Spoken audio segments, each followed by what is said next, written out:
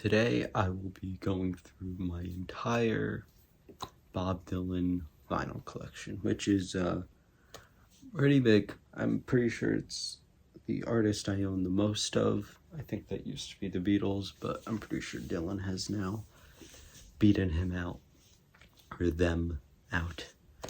So let's get right into it, starting with the self-titled debut. An album that I think is kind of funny how it was kind of considered a doomed from the start in that case, as this album didn't do well. This album really didn't do well, and it looked like it was probably going to be the end of his whole entire career. Thankfully, people had faith in him, and he became to be the greatest artist of all time. So, this is a 74 reissue, and it's not all that bad of an album. It has a lot of covers on it, but the tracks that aren't covers are really good. Talkin' New York and Song to Woody are two fantastic tracks, and his cover of House of the Rising Sun on here. That's a really great cover of it, and probably my favorite version. The Animals version is great, but the version on this is better. So that is Bob Dylan's self-titled. Next, we have the Freewheelin', which we have two copies of. First, we have the 1965 stereo reissue of it.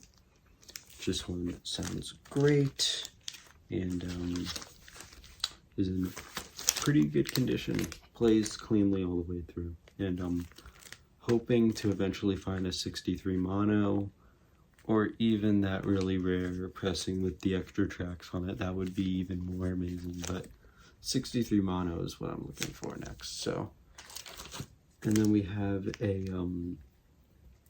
I think this is like late 80s probably, there's no date on it, late 80s stereo pressing of it, and this was my first copy of it that I got. And when I originally got this, I really only knew Blowin' in the Wind and Don't Think Twice It's Alright, and I found one of the greatest albums of all time, so, you know, glad I picked it up. But this is the copy I spin more because it sounds better.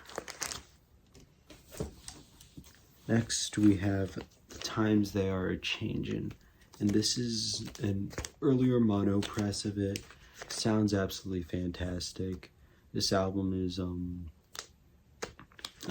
very huge statement album, political album, with, of course, Times They Are A-Changin', but it also has Ballad of Hollis Brown, Lonesome Death of a Hattie Carroll, and the amazing Boots of Spanish Leather. That track is absolutely breathtaking and definitely one of his best tracks, and is probably my favorite track off this album. So yeah, great album. Next we have another side of Bob Dylan, kind of that middle of the road transition, not full transition because there's no electric of course on this, but a kind of showing how Dylan is slowly getting away from that folky sound, that political sound that he was mainly writing at. Of course there's places where that shines with like Chimes of Freedom. There's also tracks on here like It Ain't Me Babe and stuff like that that aren't necessarily exactly what he was doing on the previous records. And this is a pretty good Dylan album. This is a mono first press, and sounds absolutely great. But I think the two records before it are definitely better. But after this, he released this, bringing it all back home. Two copies of this, and in my opinion, this is the best Dylan album, but not just the best Dylan album, the best album, period. Just the best album of all time. because the best Dylan album, of course, is going to be the best album. So this is a 65 reissue that sounds amazing, and so of course have that white on the bottom, but this right here, this one that's really messed up and water damaged and sounds pretty bad because it's all scratched up and stuff and skips all over, is a stereo first press. So, you know, this was my first copy, got it for 99 cents and was like, why not? I love the album. And I mean, it skips a ton, especially through like the first half of the album, and then through the middle of the second side, it's pretty much unlistenable, but still the greatest album of all time, and would love to get a 63 stereo, not 63, 65 stereo first press in a lot better condition. That would be like my grail. So, yep. Greatest album of all time. I mean, I'm trying to think of a bad track. There's no bad tracks off of it, which is what makes it the greatest. But if I was ranking the tracks, probably the best track would be, either want to say It's Alright Ma, I'm Only Bleeding, or Bob Dylan's 115th Dream. Both of those are probably just two amazing feats of music. Yeah, I mean, perfect all the way through. Next, we have the one that contends for most people's favorite Dylan album, that being Highway 61 Revisited. Still a perfect album, but not as perfect as Bringing It All Back Home. But great. This is a mono original. I'm pretty sure it's an original. Don't think it's a first press though, but a mono pressing of Highway 61 Revisited. This one has a pretty big scratch through the second side, and it skips a couple times through Desolation Row, but besides that, it's pretty much good. Probably my favorite track off of this is Ballad of a Thin Man, but that's kind of tied for the title track, Highway 61 Revisited, which is just such a fun song. And of course, this has Like a Rolling Stone, which is his biggest hit, and definitely a great feat in music. So yeah, great album. Next we have Blonde on Blonde, which I have previously talked about on this channel, and I mean, probably my second favorite Dylan album, and flawless again. The Electric Period was some of the greatest albums ever made, but this is a first press mono in pretty good condition, no skips, some crackles, but plays great. And this album has some of his best works. I mean, Sad-Eyed Lady of the Lonelands, Stuck Inside a Mobile, Rainy Day Woman, Just Like a Woman, I Want You, Most Likely to Go Your Way. Like, just so many tracks off of this that are great. And Rock's first double album. So, I mean, who couldn't love this album? And then Dylan switched it up with John Wesley Harding, but still an amazing piece of music. This, of course, also water damaged. Got it from the same place as that copy of Bringing It All Back Home, but this one is not as damaged and does pretty much play good all the way through. And this has, of course, the original version of All Along the Watchtower before Jimi Hendrix covered it and made it his own song. So, you know, a great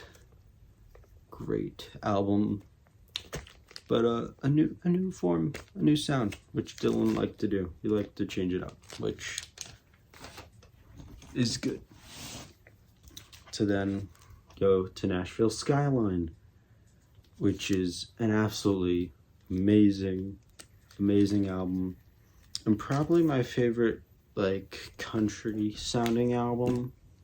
It's not like an actual country album, if you want to put it that way, but great album, and gets overlooked a lot, I feel like, sometimes because of where it kind of places in the discography, kind of at this weird point where some of the stuff after it isn't so good, but the stuff before it is some of the greatest of all time. So it's kind of like in this weird like middle point. But great redo of Girl from North Country with Johnny Cash. That sounds absolutely amazing. Lay Lady Lay. I Threw It All Away. Country Pie. Great tracks on this. Stereo pressing. So, yeah. Love this album.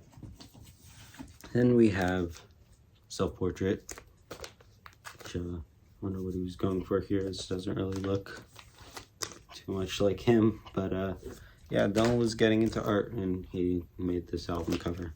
Just pretty cool album cover, just doesn't look anything like him. So yeah, this is an alright Dylan album. Nothing too crazy. I mean, with the live tracks and some of the covers on it, it's, you know, not really the best, but I feel like it's not as bad as some people say it is. Yeah, has some good tracks on it, and definitely a lot of the what do you want to call it, bootleg series stuff from this exact time is absolutely amazing, and Another Self-Portrait is probably one of my favorite bootlegs that has been put out. So yeah, good album, but great bootleg. Jump into a soundtrack, Pat Garrett and Billy the Kid. Again, good album. Again, it's a soundtrack. This has Knock on Heaven's Door, another huge Dylan hit, but overall it's a good album, but nothing too crazy. And yeah, there's a whole image there. Okay. Yeah, I think what is it called, Billy number 4 or something like that? One of the Billy tracks. Yeah, Billy 4, Chord in Mexico City. Yeah, that track's a pretty good track. Besides that, really, Knocking on Heaven's Door is the only reason that I picked this up. So, yeah, good album. Then we have Planet Waves, an absolutely great album, of course, with the band on it, and this is on the Asylum Records, one of 2 albums where he left Columbia because they were pissing him off, and or did he get kicked off? I think he just left. But on the Asylum, and I mean, this has Forever Young on it, so absolutely great album. I feel like a little bit underrated in his discography, but solid Dylan album, especially because the band's on it, so has to be some good stuff. There's the second one put on Asylum with Before the Flood live album. This is a pretty good live album. I like that they do some band tracks on here too, which I think all sound good, and just, of course, with the band being backing up with a lot of these tracks, they just sound really good, and the versions on here are really good. So great live album. I think though, when it comes to Dylan live albums that were kind of released like this, Hard Rain might be my favorite, but Before the Flood's good. Then the one that's just over them all in the 70s, that being Blood on the Tracks. This album is just insane and really showed that Dylan still had, I mean, it hadn't been that long, but from what was coming out before then, he still could make a masterpiece, and he did that with this Tangled Up in Blue and Simple Twist of Fate, which is absolutely one of his best songs, and Idiot Wind, which is just an absolutely brutal track. And then you got You're Gonna Make Me Lonesome, and Shelter from the Storm, that's on here too. And what else is on here? I think Lily Rosemary, that's on here. You're a Big Girl Now, and Buckets of Rain, that too. I mean, another perfect Dylan album. But to me, nowhere close to either Blonde on Blonde or Bring It All Back Home. But this might be better than Highway 61. I don't know. They're pretty close. They're pretty close. Street Legal.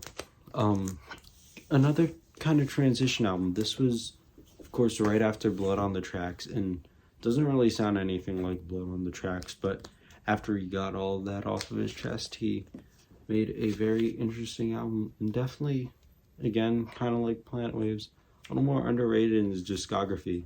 But of course, this has Senor and Changing of the Guards, which are two great Dylan tracks. Of course, after this, he's going to go into his Born Again phase, so again, transition, and he did it well. And cool thing, this one's in The Shrink, which a couple Dylan albums I have are, and this one sounds great. Now to the only album that I own from the Born Again phase, that being Slow Train Coming, and this is probably my favorite album from that. And I mean, great guitar work on this, and great sounding album. Of course, Gotta Serve Somebody, and When He Returns is on here, and I'm gonna change my way of thinking. I think that's the name of the track. I don't know. It's not. Is it not listed? Oh no, it is. Yep. Yeah, definitely, probably my favorite. I mean, Shot of Love's great, but I think Slow Train might be a little better. Then we go into the 80s with Infidels. And although I feel like the normal pick would be Oh Mercy for the best album from the 80s, I think for me it might be Infidels. Although they're very close, to me just this album is a great return to a sound that he was able to accomplish. Again, showed that he still was able to create a classic album. Of course, it says Joker Man on it, but it also has Sweetheart Like You, Neighborhood Bully, License to Kill, all killer tracks. Guitar work on here is great. Again, Mark Knopfler, gotta love it. This one is also in The Shrink, which is cool. Has the original sticker. $5.99. New. And then we have Empire Burlesque, and this is an interesting one. This is one that I don't know. It's all right, but I feel like the sound is a little bit not for me in that way, but still a good album, but not really anywhere close to some of the other albums that he would release after this, and of course Infidels was released before it. Yeah, Dark Star is pretty good. But besides that, I didn't really care for too much on here. This is also The Shrink and has the bestseller sticker on it, which is fun. So yeah, that is it with the studio albums. But I still have the compilations with the Greatest Hits Volume 1. This is like a 70s reissue. And then Greatest Hits Volume 2, and this is an 80s reissue. These are great for getting some of the single tracks, like Positively 4th Street is on Volume 1, and then Volume 2 has like Watching the River Flow, and it has a couple demos, Shall Be Released, and When I Paint My Masterpiece, 2 amazing Dylan tracks that you really couldn't get anywhere else until the bootlegs. So definitely still worth picking up, even if you want to get all the studio albums. And they're a great place to start too if you don't want to buy too many Dylan albums, but you still want to have tons of different things from different places. So these 2 are great. And then maybe like the essentials, or my personal pick for starting out with Dylan, Biograph. This thing is absolutely insane and one of the coolest box sets ever. I mean, definitely I enjoyed it because it's a great place to start off when trying to get into buying the bootlegs, because it has a ton of those outtake tracks on it and stuff like that, sprinkled in with all the rest of the great tracks, all going up to 80s Dylan too. Because like I'm pretty sure stuff like I'm seeing Senor, and pretty sure I saw Every Grain of Sand on here. Yeah, so it goes up to like, I think maybe like 82 or something like that. But an absolutely great 5 LP box set with a very nice booklet with tons of fun pictures and stuff to read. So yeah, if you want to start with Dylan and want to have something that you can really just listen to in depth, Biograph is a great place to start, but starting with the Greatest Hits compilation isn't bad either. And my final Dylan full-length record, if you want to put it that way, there you go, is my only bootleg right now, and that's Volume 16, Hard Times, Springtime in New York, not Hard Times. Just as like Shot of Love and Infidels period and Empire and stuff like that. And it's a pretty cool what do you call it, bootleg series. And glad this is where I started off. Got this on Amazon for like $16, and I was like, don't mind if I do. I think it's like a 2 LP set. So yeah, cool, good bootleg. And to wrap it off, I'll go through my couple singles that I have of Dylan. So here is a promotional copy of Sweetheart Like You, white label, really cool, and has a tiny warp in it, but plays perfectly still, so that's great. Then we have Watching the River Flow, great track. Of course, I said you can get it on the Greatest Hits Volume 2, but thought I would get it on here because it also has Spanish is the Living Tongue, which is off of 73 self-titled, so, you know, cool single. Then we have I Threw It All Away, which is a great track from Nashville Skyline. So it's a great Dylan single.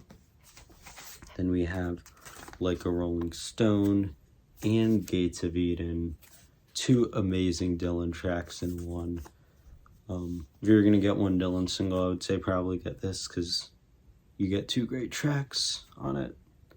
And I don't think Gates of Eden is on either Volume 1 or Volume 2, so great single. And then my first ever Dylan record that I ever picked up was this, Lay Lady Lay 7-inch single. And this started it all. I mean, absolutely love this song, and started this whole Dylan collecting addiction. But yeah, that's where I'm gonna end it today. Thank you for watching. Please like and subscribe for more videos like this and other stuff. Hopefully doing more stuff like this rather than just the pickups. Might do this with like the Beatles or the Rolling Stones, something like that. Comment if you want to see any videos with different topics or anything like that. I could do a collection video, it would just take a while, but comment if you would like to see anything. But thank you for watching, and see you later.